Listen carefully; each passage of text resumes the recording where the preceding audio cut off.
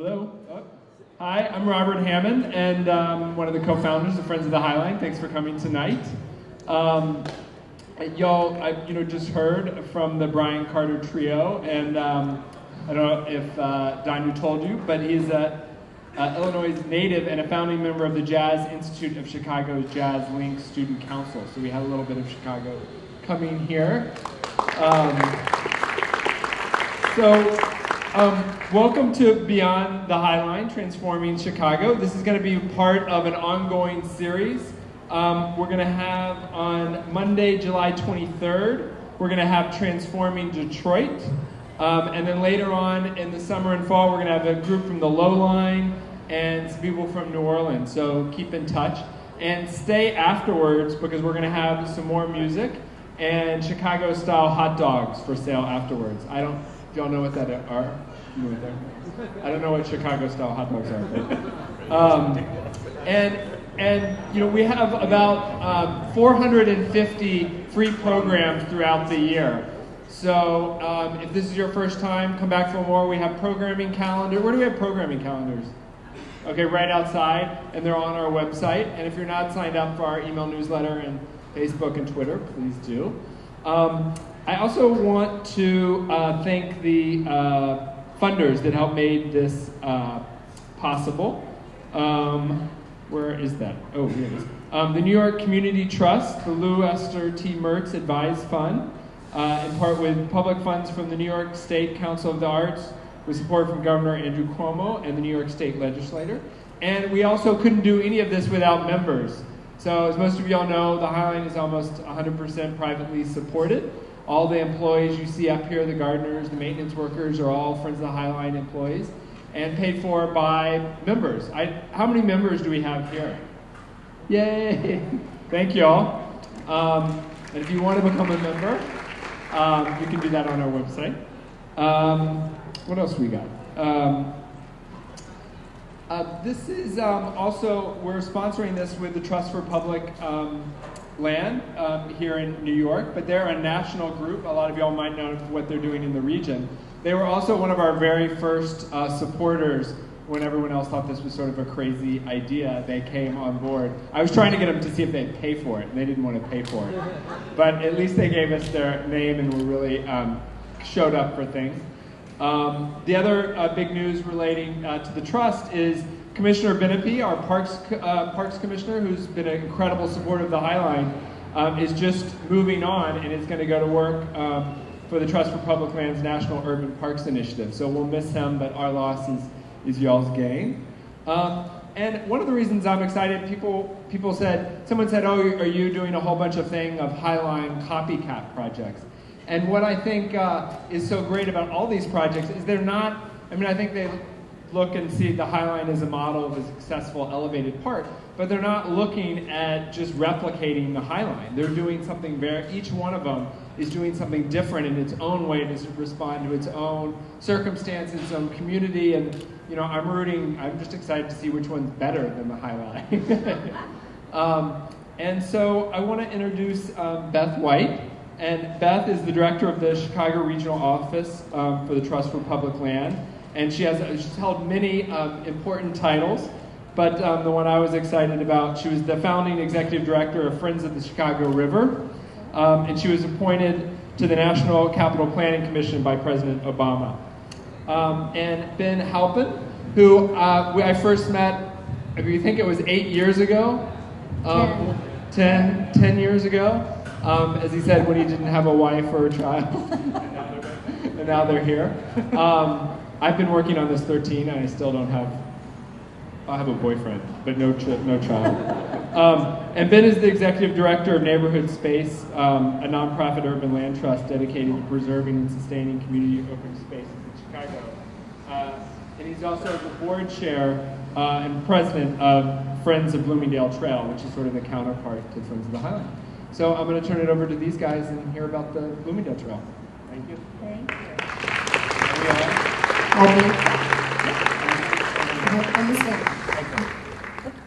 Well, good evening, everyone. It's such a pleasure to be here, particularly in this inspiring place called the Highline.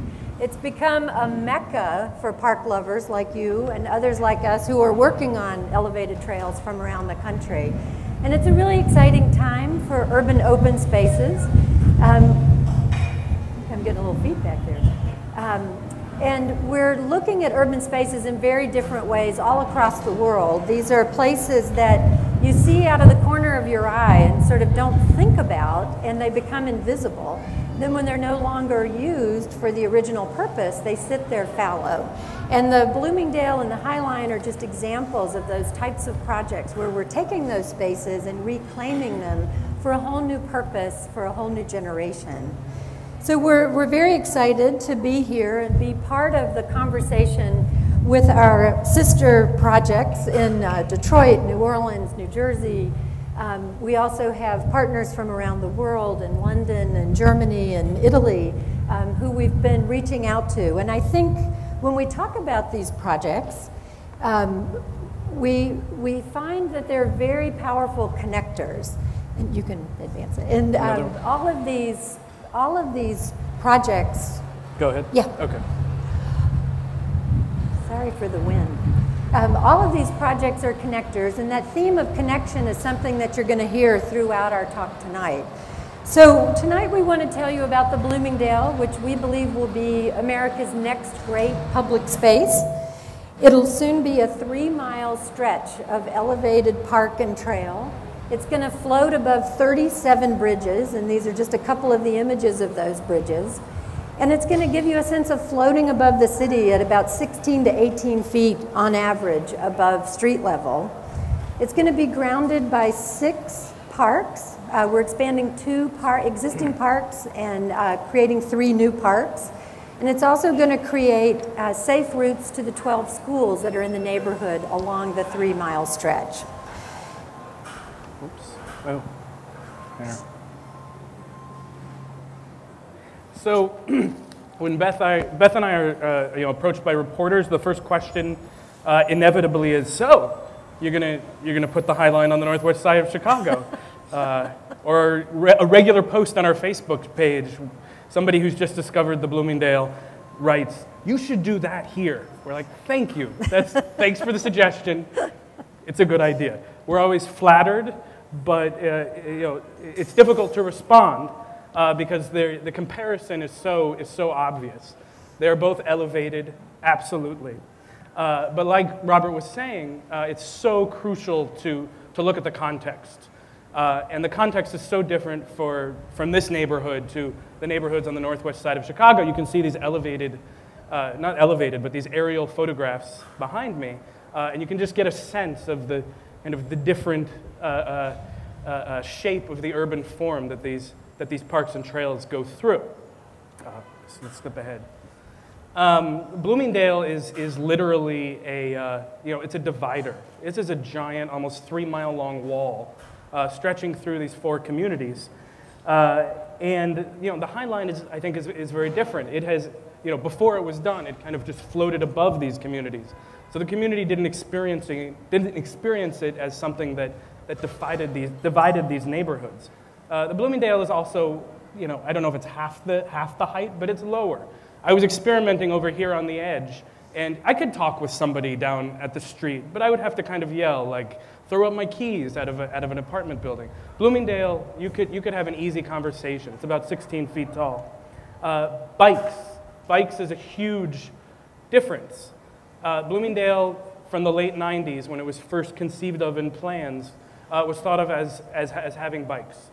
And also being for pedestrians and all different kinds of users. And looking out of the windows up here from the hotel, I was looking at the bike path on the water and at people walking on the High Line, and I'm like, you guys don't need bikes; they're right over there. But we're different. We're trying to figure out how to have those things together. Chicago is also it's a city of neighborhoods, and as these pictures, you can really see that the density is so much less in the neighborhoods that Bloomingdale goes through. It is a lot of single-family homes, a lot of 2-flats. I noticed walking around here, I kept wondering, like, where's the space between the buildings? They're rare and far and few between. In Chicago, it's everywhere. So our task for the Bloomingdale is to marry this possibility of an elevated trail with the neighborhoods on the northwest side of Chicago, and then the realities of the city more broadly. And I just wanted to end on a kind of really to just expand it even further historically. I can't help but think historically with these things. And when I think of reusing these elevated rail lines, it makes me think of the unused industrial pieces from our past, the canals that are not used, that are turned into these recreational corridors. Going back even further, I think of medieval times. We have these walled cities, these walls that served a very clear purpose, and then at some point, we're not going to be pouring molten lead on people anymore. It's obsolete. What are we going to do with these walls? Some cities, like Vienna, took them down and they invented boulevards. That was a new form in that period. Other cities, Lucca, Jerusalem, Carcassonne, they kept them, and now it's an incredible part of the urban form. People can go around, walking, biking on these ancient walls. And I think we need to think about these elevated rail lines in that taking that real long view. So where is the Bloomingdale? And for those of you who know Chicago, you'll recognize these slides. We are that space between New York and LA. We like to call ourselves the heart of the country, not the flyover zone or the donut hole or all those things that have been attributed to the liver, the heart. And it's on the northwest side, and it is a corridor. The elevated line runs through the middle, but we're planning for this mile-wide corridor, essentially, that goes through 4 neighborhoods, Bucktown and Wicker Park on the east, Humboldt Park and Logan Square on the west. And as Ben said, it had been a divider for many years, and it's a real earthen embankment, so you can't really penetrate it unless you're at the bridge openings. And so to give you an idea of how the structure came to be what it is, Ben's going to walk us through the history of how we came to have this great space. Jump ahead a slide. One more. So like so much in Chicago, it all begins with the fire. Don't tell that to Jean-Baptiste de Sable, but the fire was very important. 1871, the city was decimated, but it's like a phoenix that came back, and one of the things that happened right afterwards is the city council gave permission to the railroad to put in a railroad at grade on Bloomingdale Avenue, right down the middle of the street. And this is what it looked like. Go ahead. Mm-hmm. It was fine for a while. The city's population was not huge, but that very quickly changed. Between 1871 and 1990, Chicago was the fastest growing city in the country. It jumped from about 200,000 to about 1 million in just 20 years. So these railroads that were at grade and people could coexist with suddenly got uncomfortable. And on the lower right there, you could see this is an ad or an article from a newspaper in the late 1890s where a kid was getting killed on Humboldt Boulevard, right in the middle of the Bloomingdale. People were getting killed and maimed at really astonishing rates. So there was a public outcry. I think of it as kind of the bookend to the Friends of the Bloomingdale Trail's effort, in the last 10, 15 years. There was a coalition of community groups and churches that said, we need to do something about this. We cannot have a community with this industrial rail line running, on the street past our children. So they raised a ruckus, and they convinced the city council to raise the rail. Bloomingdale, along with actually hundreds of miles of elevated rail around the city. And what they created was this, I think of it like the ancient mound builders of Middle America, of Southern Illinois. How did these things get there? This is the kind of industrial age equivalent. They built these giant kind of concrete walls, filled it with dirt, and amazingly, it was designed to keep people out. It was designed for many tons freight lines to serve a vibrant corridor of industry along the northwest side. So, and if I could add, one of the things that we were amazed at when we learned this history is they built all this without stopping traffic. They kept the trains running while they built this system, which is really quite remarkable and something that our current transit system can't seem to do on the Red Line expansion. There's a cost-benefit analysis there. So, and actually, the next year is the 100-year anniversary of the raising of raising of Bloomingdale, which we will celebrate somehow, I'm sure. We'll find a way. So for 100 years, it served this vibrant corridor of businesses. Here you see a couple behind me, but there were furniture makers. There was an ice company, which was really important for Chicago because it kept the meat cold so we could bring it all around the country. Schwinn bicycles. Schwinn bicycles, a cardboard box company. We keep learning about new things that the Bloomingdale was served by. Go ahead. And when I encountered the Bloomingdale about 12 years ago, this is more like what I saw. And as Chicago, it's covered with snow a lot of the year. By the late 80s and early 90s, the rail service for industry had slowed to a trickle. And they actually had a clamp on the tracks about a third of the way through. So you could still see rail cars up there today, but they're only on the far western edge, and they park there periodically. Although this is a shot that we're lucky to have from somebody who rode with a conductor in the early 90s. And I put it in there because whenever I talk to people who grew up along the corridor, the first thing they always say, especially if they were kids, along the corridor, they remember conductors throwing candy to them as the train kind of went really slowly because the tracks were old, and it was mostly bringing corn syrup to the candy factories. There's a bunch of candy factories, most of which have closed now, but it connected with the sugar trail, they call it. So, next slide. So when rail service ceased, for the most part, on most of the trail, what happens? Nature steps in, as nature does. It started to look like this pretty quickly after a couple of years. Trees sprouted up through the tracks, and you have this kind of quiet 3-mile prairie that took root, passing through people's neighborhoods. And the it's on next, its own. Oh, it is? You can go ahead one more there. Okay. After that, it wasn't long before the community discovered it. Another difference, I think, between Bloomingdale and the High Line is Bloomingdale is really easy to trespass on. I don't think it was quite as, I remember all the hoops I had to go through to climb up here about 8 years ago. Bloomingdale, if you're intrepid and you can scramble up at a little embankment for 16 feet, like you can get up there, and people did. And they continue to, trespassing, I have to stress that for the records. They climb up there to sit and to snuggle, they climb up there to bike at night, they climb up to cross-country ski. Yes, they did illicit things, but a lot of the times people were just looking for a place to get away from it all. A little oasis, a tiny little 3-mile stretch of forest preserve that kind of magically appeared in their dense neighborhood in the northwest side of the Chicago. So I always think, what's the first Bloomingdale Trail? Where does the nucleus of the idea?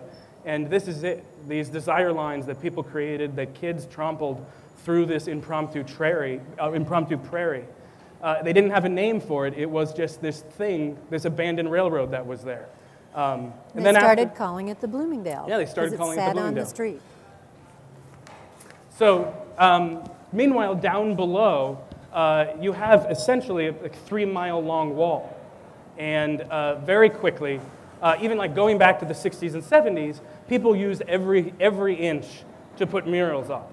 So you have ones going back, we can still see ones, almost plain as day, ones going back to the late 70s. This one you're looking at now was made in 1979. It was the UN year of the rights of children. And I love it. I remember reading it. We actually took our engagement photos in front of that for some reason. But one of the rights, and they list it word for word in English and Spanish, and one of the rights I always notice is like recreation. And I'm like, this was an aspirational mural. The artists, the precursor to the Chicago Public Art Group, talked to the community, actually worked with the gangs in the neighborhood, and with children, they wrote poetry, and they came up with this idea. And it warms my heart that it's actually coming true. They're going to have this recreational opportunity very, very soon. They've had to wait a while, but it's happening. So. And in these neighborhoods, public open space is at a real premium. This particular slide is sort of the leave no child inside, literally. But you see the kids are playing in the school grounds, or they're using the alleys for volleyball, or using the streets for soccer. And the city recognized this back in the 90s, did a comprehensive open space plan for the first time called City Space, which addressed open space for the entire city. And then they also decided to address the 10 neediest neighborhoods. Logan Square, one of the 4 that the Bloomingdale goes through, is the second neediest in the city. We'd have to find another 100 acres on top of building the Blue Line to bring it up to the minimum standard.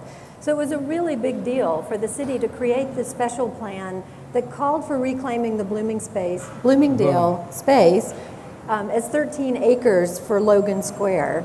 And at the same time, the LISC, Local Initiative Support Corporation, was doing a new communities program with MacArthur Foundation. They also did community plans for Logan Square and for Humboldt Park that were community development plans, but recognized the importance of recreation, so you see that the Bloomingdale was included in those plans as well. And in the process of these public hearings, the people who had been dreaming and talking about this and trespassing and coming up with creative ideas sort of found each other in this process. And that was how the Friends of the Bloomingdale Trail came together.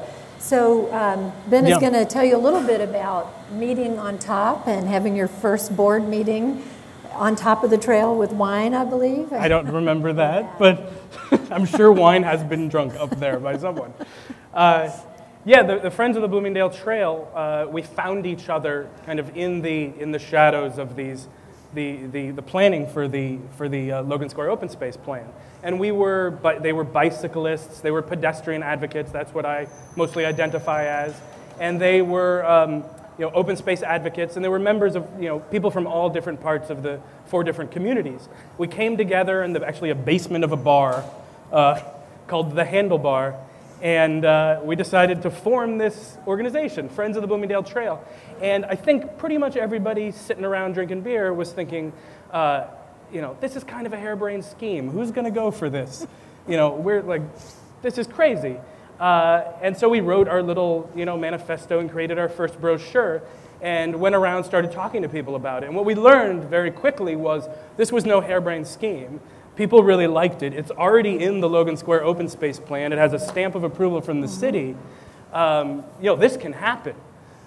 So we took on the role of really keeping the pressure on so that the ideas that were in the community plans and were in the city plans would actually come to fruition. I think that's when you met Robert. Exactly. So I remember I called you up one day and said, hey, we're doing this thing, and you gave us wonderful advice. I remember you came out to Chicago for this Graham lecture, and I asked the last question at the show. I'm like, so what are the friends supposed to do? And you're without skipping a beat, you're like, your job is to be the cheerleaders. And I'm like, should I go get an outfit? You're like, no. You just have to, you got to do what you're doing. You got to be enthusiastic. You got to make sure that the trail is in the press, that the politicians are focusing on it, because that's what's going to keep the pressure on. There's a lot of good ideas out there. There's a lot of plans out there. But the ones that happen are the ones that people keep focusing on and the ones that capture people's imagination. So my own personal motto from that era became, make the implausible seem inevitable. Make the implausible seem inevitable. So let's have a tour of the Bloomingdale Trail. That doesn't exist. Who cares? We're going to have a tour of it. Let's have a photography show of the Bloomingdale Trail as if it existed. And we did. I just want to mention one little thing. You see the heart up there. That was inspired by my trip over to the Promenade Plantée in Paris, the elevated trail over there, which I really kind of made pilgrimage to about 8 or 9 years ago. And one of the things that struck me from that trip was that there are 2 things that seem to be happening on the trail: reading and making out. And I'm like, this is interesting. This is what people want to do up here. I need to take that back to Chicago. We need to brand the Bloomingdale with love. We need people to think about this as a place where you can have romance and kind of tie into that part of people's imagination. So we started doing an annual Show Your Love for Bloomingdale, and don't tell anybody, but we started propagating this myth that it's good luck to smooch your loved one underneath the Bloomingdale. And now it's true, because we said it is. So, and then in about 2006, we realized that we're an all-volunteer organization. We can be cheerleaders till we're blue in the face, but we need some help. we need to call in the national experts, the big guns, because we started to notice that there are, this is an elevated trail. You need to have access points. We saw land for sale next to the embankment. So we called up the Trust for Public Land and started picking their brain and invited them to help us. And that is the beginning of like a 10-year, magic. It's kind of a magical coming together, because you really have embraced the project with both arms. And I'll hand it off to you. So one of the things that Ben and I talked about and realized early on is that we had to bring people together. And that last slide was about an exhibit we did called Envisioning the Bloomingdale. And this is while the city was trying to get together its procurement process to go after the federal funding that we eventually received from the U.S. Department of Transportation to help do the phase 1 engineering to begin the project. So in the meantime, we kept going. And one of the first things we did was to pull together this exhibit, because we had so many people, so many volunteers with great energy and enthusiasm. And they came together, 30 architects, gave up their time and energy to come up with fabulous concepts building on the coloring competition and school projects. And then we were able to mount a show that we thought would be up for 2 weeks. We kept it up for 6 months. And it provided all kinds of ideas and inspiration. In the meantime, we started buying land. And so we have the before picture here on the left of the first spot where serendipitously land became available where we needed an access park. And we worked with the city to figure out a rhythm of trying to get land at least in half-mile intervals. So we bought land here first. We held on to that land for a couple of years. This is where small investments make big impacts. On top of buying the land, we spent $100,000 to take down a building, regrade the site, and build this little park so people could start using it, because 4,300 children under the age of 10 live within walking distance. So last summer, the slide on the right, we dedicated some further improvements that the Chicago Park District put in, Julia de Burgos, named after a Puerto Rican poet through a community naming process, and then some ideas for how the park can connect to the trail going forward. We also are purchasing land here at a spot we call Kimball, which is where an old warehouse used to be, and they had access to the rails, and it's the broadest spot on the trail. It's about 200 feet wide. For the most part, the trail's about 30 feet wide, 30 to 36. But this is one of the spots where we're going to have an incredible access park, one of the 3 new access parks. And then at Milwaukee Levitt, not a very inventive name, but that's the location. Milwaukee is the most heavily traveled bicycle route in the city. So we, again, serendipitously, a for sale sign came up. We helped the city purchase the land. And this summer at Grade, we're going to start putting in new improvements on the site that you see in the bottom right-hand corner while we build the upper portion. Is this the video? So we understood from the beginning that civic engagement was a really important part of this process, as was engaging the arts. So we got the city to agree to put in their request for proposal for the team to include an artist on the team and to require the team to participate in community engagement. So last fall, we held a public design charrette with our team of designers, and it was over a 4-day period, and over 300 people came. We also had one of our partners, Free Spirit Media, who teaches kids about making videos. Come to the first day, create a video in 24 hours, get it posted to drive more people to the site. And I think they did such a fabulous job. It's just a few minutes long. We want to share that with you to get a flavor of those days. It was built between 1913 and 1915, so it's just about ready to celebrate its 100th birthday. It's sort of like being reborn at 100. The fact that there's real money, real commitment from the city, real commitment from agencies and community partners, and that the design process is officially beginning is huge. The community needs to be involved. The community is the one that we should be worried about, because they're the ones living over here. Safety would be a concern for people who live around there, making sure that whatever design is utilized, that it gives them the privacy that they need living right on the trail. I think it's very important for people in the community to be involved in the design process. There's well over 200 people here, I think, and so orchestrating this, I'm sure, has been a challenge, but they've done a very good job of getting input in a really systematic way. Turning this structure into what I believe is going to become an international amenity, something that people from all over the world are going to want to come to see once we get through with it.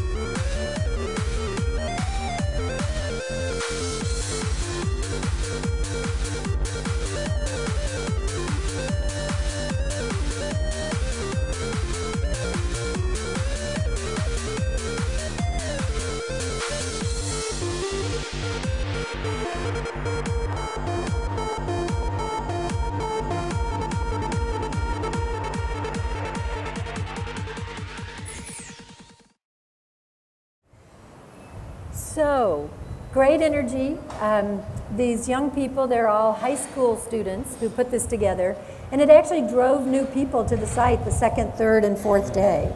So as a result of this charrette, we came up with a framework plan that is really the guiding principle to the phase that we're just entering into in these past few weeks.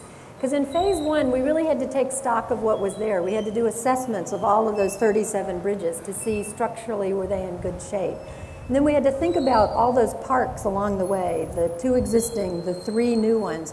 We had to think about how to reuse these shapes. How do you take something that was designed to keep people off of it and turn it into something that people want to be on? And as Ben talked about, you know, the way this thing was constructed, it is really solid, and they're 9-foot thick walls. So how do we use that? And then Chicago is so flat.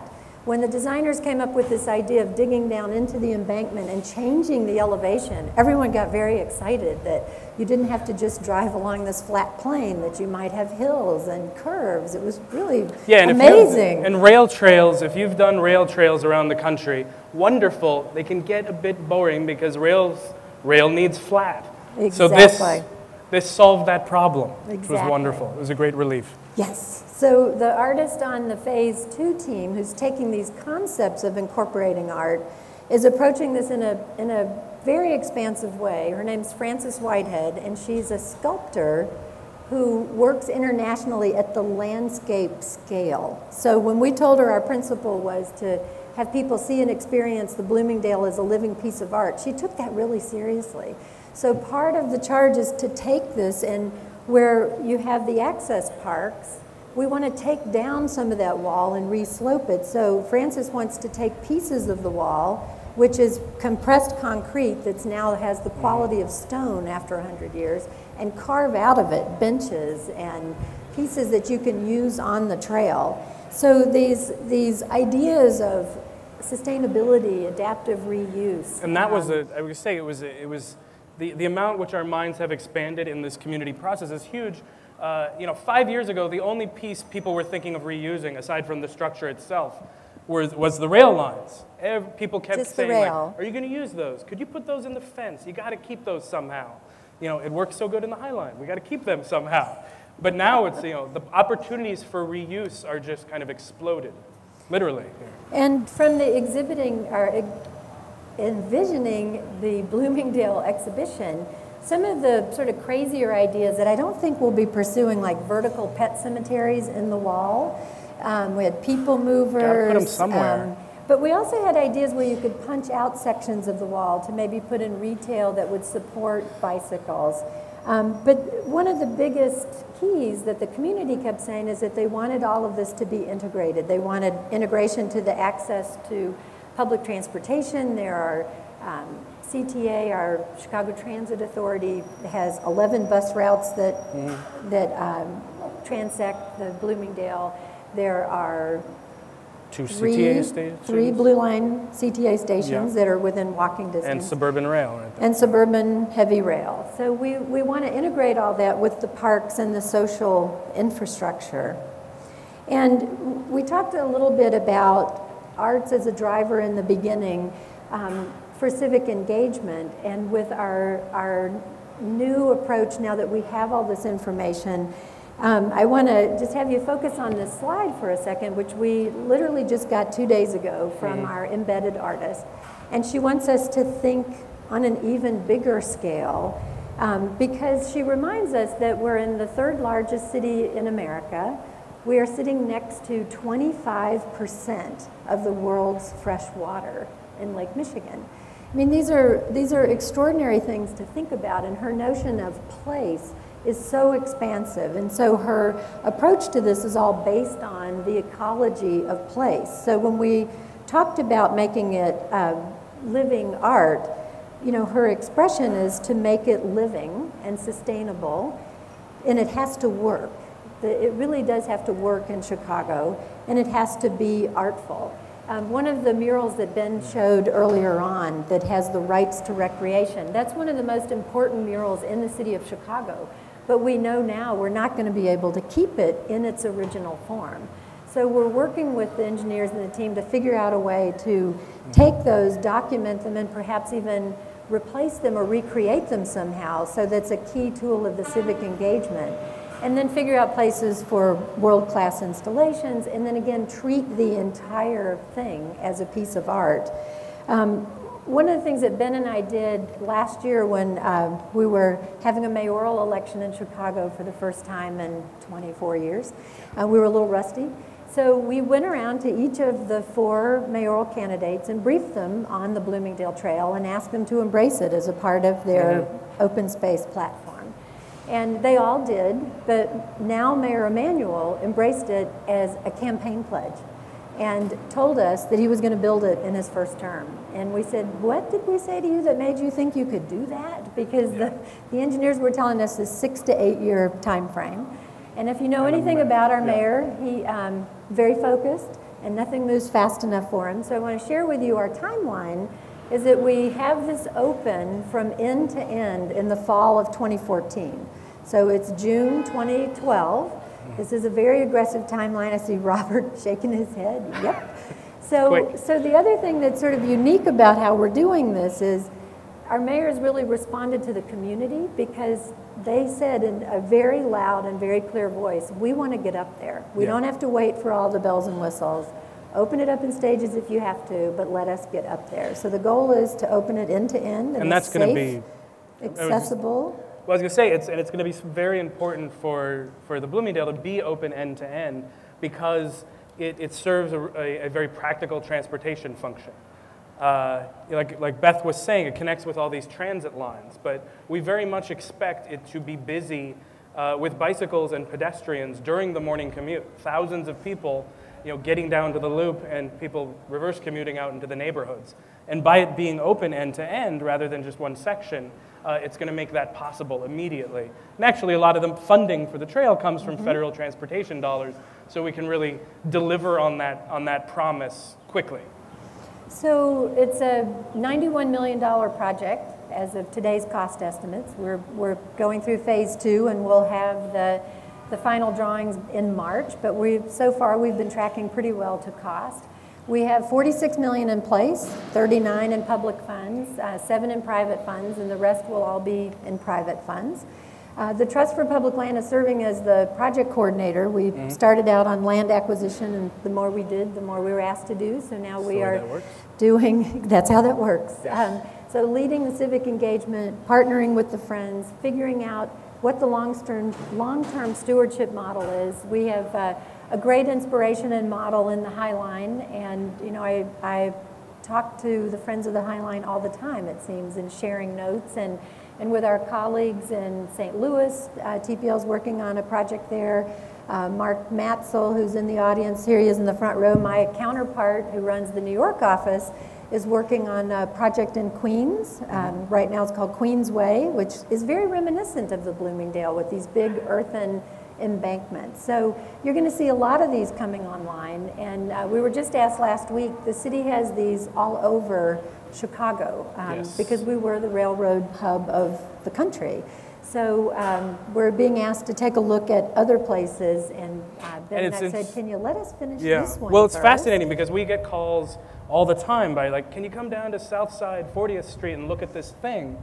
And we do, and it's wonderful, and they're beautiful. But even within the city of Chicago, just how different the context of those lines, of those elevated lines, is just stark. One, Bloomingdale feels dense compared to the one on the south side, which feels like this hidden forest. So it's like each one, it's a whole new story, which is exciting. Exactly. So I want to end with this thought. When we asked Mayor Emanuel why he embraced this project, he said, it's because it will transform Chicago, and the way we build it will tell a story about who we are as a people. And we work hard every day to live up to that, because we do believe that this project has to be the expression of all of our aspirations for both our present but also our future culture.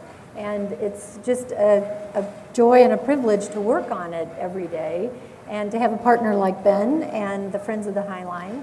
And we thank you so very much for letting us be here, and we would love to answer any questions you might have.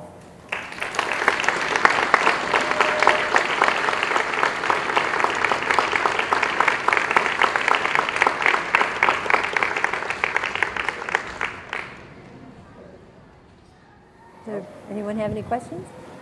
Do you have a sense of how many people? So the question was, do we have any sense of how many people use the trail now and what the projections are for the future? Enough people use it now that when you stand out there on a weekend, people think that it's open, even though it's not. Which is but a there's little no scary. count. Yeah, we don't encourage that. Yeah, and it is still owned by the Canadian Pacific Railroad. The city of Chicago just passed an ordinance this past month to give the staff authority to purchase the line, so technically it's not being used. But as Ben said, people are up there every day. And do the other projections for use Go ahead. after it's built? I don't know.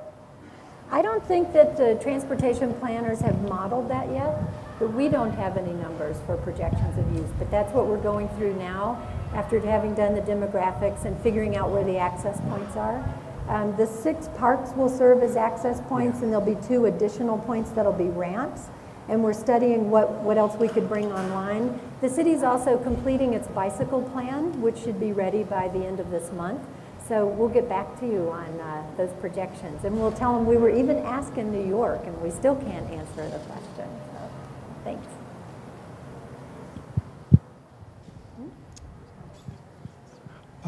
Could you guys say a few words about what you think you've learned from the design teams, the landscape architects, the engineers, and conversely, what you think the design teams have learned about citizen activism? That's a good question. That's a great question. I can start if you'd like. Sure. On our, I should tell you who the design teams are. In phase 1, the engineering team was led by Arup International. The engineer was the lead on the team. Carol Ross Barney was the lead architect. Michael von Valkenburg was the landscape architect, and Chicago Public Art Group was the artist. And again, in that phase, it really was an assessment of the structure. I think what we learned from them is how you can use form and shape.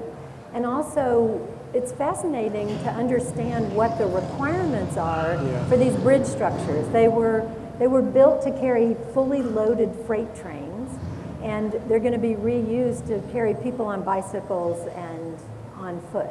So figuring out what those masses were, understanding that if you tried to build it today, you couldn't because the Department of Transportation wouldn't let you. So for instance, we thought that most of those were in great shape and could stand just a little repair. Well, it turns out that 2 of the bridges have to be fully replaced, which was really interesting, and not the bridges that we thought that they would be. And then in another place where structurally the bridge doesn't have to be replaced, but the bridge engineers came up with an idea of how it could be much more functional to accommodate bikes, to come up with a new bridge. And it was fascinating that it was the bridge engineers, not the designers, who came up with that idea. Then the designers got excited about creating a new bridge. So it was really interesting, this richness of exchange. And then from the community side, watching them work through this community process, that none of them were, they were a little reluctant, and especially the extensive nature of it, because besides the 4-day charrette, we've had regular meetings all along that they've been attending. So we did focus groups leading up to that, so we knew what the expectations were and the desires. But what was great is the designers made this little maquette and had people work with them to build little models and came up with ideas that they hadn't thought of previously. And when the landscape architects, who really came up with the notion of the undulating surfaces, and then the architects with these cantilevered bridges off the side, putting those together, when they first put the slide up, everybody's head in the room went, oh, Yeah. so we've been looking at this for 10 years. Hitchcock We hadn't movie. thought about Yeah. that. So it was a really nice moment. And I thought, I'd comment on the same question, in terms of what the community learned from the design team. I think there was a little bit of humility there, which is, there's so much public involvement in projects that happen these days, and the idea of the resident and the citizen as expert. Sometimes it can go a little bit overboard, so I think there was an understanding that, hey, these people know what they're talking about. I'm biased. My dad's a landscape architect. I know what they know. I know they know what they're talking about, but here, through this process, I could really see it in action. The architects, the landscape architects, they brought an incredible expertise to this process, and it kind of met the community halfway. On the other side, the design team, I think, also had a humility about it, and they were forced, not that they weren't listening before, but they were forced through the charrette and the other meetings to really to slow down and really, really listen to what people were saying. As good as they can be in listening, you can get ahead of yourself as a designer. You just want to jump into something, and you're like, "Ooh, I know this cool thing from over here, and this cool thing from over here, and we're going to do that." But then when you sit and talk with the real heartfelt concerns and aspirations from the people who live right there, it changes it, and you come out of that process with something new, with a better understanding of how the people in the neighborhood move to get to school and to get to church, and how they play. And I think it's really been a beautiful thing to see that coming together. So. It's been interesting to see how the teams work together. The Phase 2 design team is being led by Collins Engineering, and they specialize in bridge design. And then, since the architecture framework was set in the framework plan, the decision was made that the landscape architects should be the lead designers, because this is a park. And there was a lot of tension, frankly, between the folks who do bicycle plans and streetscape design versus parks. And what is this? Is it a park? Is it a trail? Is it a park with a trail in it? Is it an elevated trail with parks alongside it? And so that sort of creative tension guided a lot of the conversation of Phase 1. But once we worked through that, and in a dialogue among the teams, with the community, then in Phase 2, it's like, what do you do with all that now that you understand it and understand the sort of the stock of what you have? The other thing is, some of the people who were asking us, why is this so darn expensive? Why does it cost this much? And then when you dig into what these bridges are, what they take to redo, then you begin to understand that, and then people can try to address that together. On the Phase 2 team, with Collins Engineering, Michael von Valkenburg is the landscape architect, and Francis Whitehead, this sculptor who does landscape scale work. Watching them work together is really fascinating, because not too many engineering and design teams have an artist embedded on the team while they're designing it. I mean, she is helping turn this into a piece of art. And I wish we could come back in 2 weeks and show you what she's coming up with, that we only got a sneak preview of just 2 days ago, because it's extraordinary when you have an artist in the team helping you do that. The arts community was really clear. This is not going to be a place for what they call plop art, that we don't want you to just design a little space and we'll commission a nice old sculpture and put it there. They wanted the whole thing treated. So it's been fascinating, that exchange. It was a great question.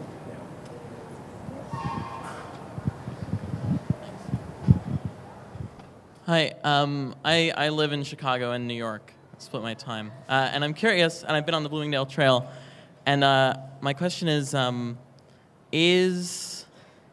the neighborhood is much more homogeneous in New York than it is in, the Humboldt Park and Logan Square to, Westtown.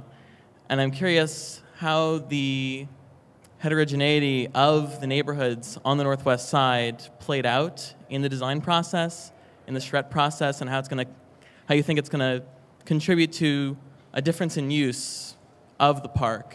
And it's a neighborhood in flux as well. And so how is that affecting your thought process? Well, I mean, just my first thought hearing you say that was, like, personally, the reason that I've stuck with this project for more than a decade is exactly that. That's what's made it fascinating to me. This is a park and trail that connects really disparate communities. And to me, that is just fascinating, because parks are about people, not to steal the line from TPL, but they are. These are places where real people will come and mingle, and so often in our cities, it's the only place where people from different communities actually rub shoulders. They might not actually talk while they're in that space, but they'll be in that space together. So I've always thought about Bloomingdale as a site that will connect, Bucktown and Wicker Park, heavily gentrified neighborhoods on the, by the river, to Logan Square and Humboldt Park, and then Hermosa beyond it. And how beautiful this is going to be, where people are going to be, biking to see our emerald necklace in Humboldt Park, and people will be biking to get to the lake easier than they've ever been able to get there before. And so, I've tried to channel that into the friends of the Bloomingdale Trail, and I think through the design process and the community outreach, it's been, incredibly meticulous in terms of the outreach. Every single meeting has been you're kind of going across I always call it the archipelago of Bloomingdale, all these little green spaces. So one meeting will be in Bucktown, then Logan Square, then Wicker Park, then Humboldt Park, and then we repeat the process again. We haven't waited for people to come to us. We haven't done everything in English. It's always been bilingual. And then when people wouldn't come, but we knew that, this housing complex or this church or this school, we haven't seen anybody from there. We need to make sure they're involved. Like, we've sent somebody out and presented at their monthly meeting and listened and documented their concerns and their hopes for the trail. Does that sound right? Yeah, what I'd love to add to that is that's really at the heart of the sort of creative tension on every level. Is it a park? Is it a trail? Is it something that's for active use or passive use? Is it for families? Is it for the stroller? And what we're trying to do is figure out how to create those nodes along it that respect the choices of the communities. It's funny, Ben quickly likened the trail to this archipelago. Kathy Dickhut, who's the main city planner who came up with the plan originally and worked with us on buying the land, she and I came up with a charm bracelet. So the trail is the bracelet, right, that has to serve the whole community, has to be pretty uniform in structure and provide all the same things. And each of the parks become the charms that relate to the bracelet but express the individuality of the community. So leave it to two women to come up with a jewelry analogy. But what's fascinating is the tension in that has caused some real challenges for us. I mean, Ben talked about how we've tried to solve them, but we've been very intentional in how we do the outreach. So in phase one, there was this, for the public meetings, there was a big push for doing everything online, get it out on email, Facebook, all those things. And the people on the West End don't do Facebook. They aren't in the same chat room. So we hired someone and intentionally go door to door. So we go to them.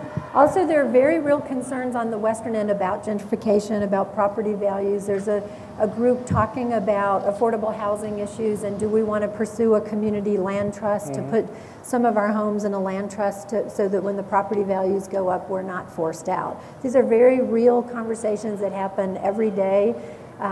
Jamie Simone, who's our director of urban parks in Chicago, is nodding her head. We just got an email yesterday about this issue. There's also very strong sort of privacy and security concerns in some places. And who are the people who are going to be up there? And they don't live in my neighborhood. So it plays out in every decision that we make. Yeah. And one of the things I was so excited about month before last when we had one of our big public meetings that we tried to invite everyone to, and as Ben said, have them in different places. We were in Humboldt Park, which is one of the beautiful regional parks in the city. It's about half a mile off of the trail. Built at the turn of the century, it's exquisite. It's been restored, it's landmark status. Some of the people on the eastern end came to that park for the very first time, and they've lived in Chicago their whole lives. And they couldn't believe it. They were totally blown away by how beautiful this park is. And that's what the trail's about. That's what the trail is about, is bringing people out there. So we're trying to weave that in. I have to tell you, at the pace we're working, it's not always easy, and it's kind of messy, but it drives all the richness and the tension that we think is going to make it a better park. And one of the interesting things along those lines is we always have at these public meetings, there's the person who comes to every meeting who's concerned about privacy, person who's concerned about gangs.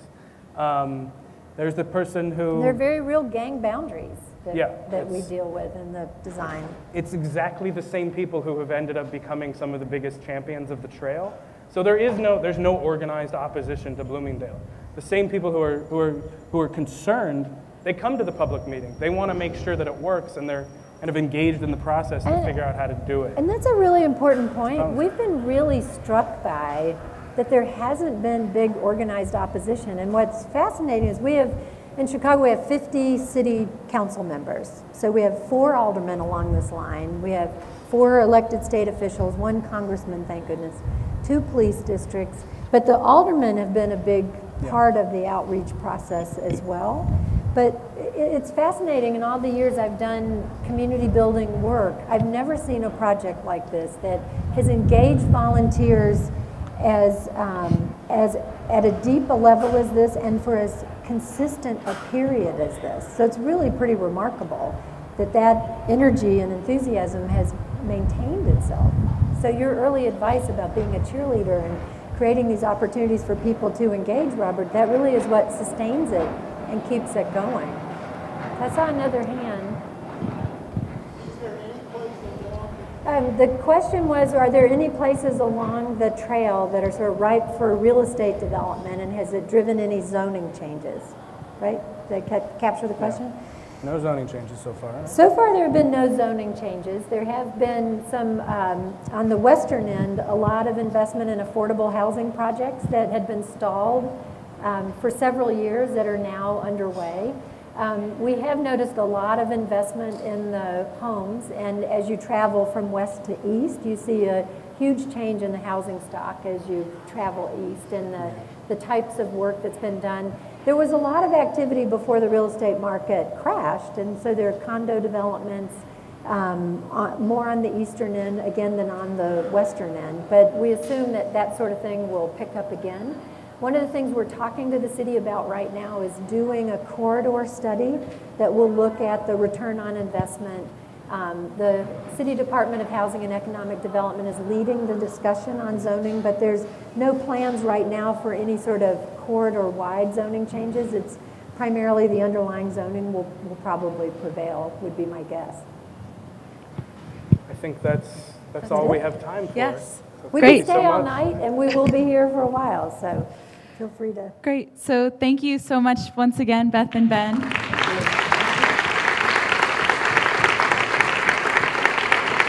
And they'll be around. I want to invite you all to stick around. We're going to have more music by the Brian Carter Trio, a fellow Chicagoan, and we have Chicago-style hot dogs for sale, $3. One of our food vendors up on the Highline Bark. So please stick around, and you can ask Beth and Ben more questions, and have a lovely evening. Thanks for coming. Good work.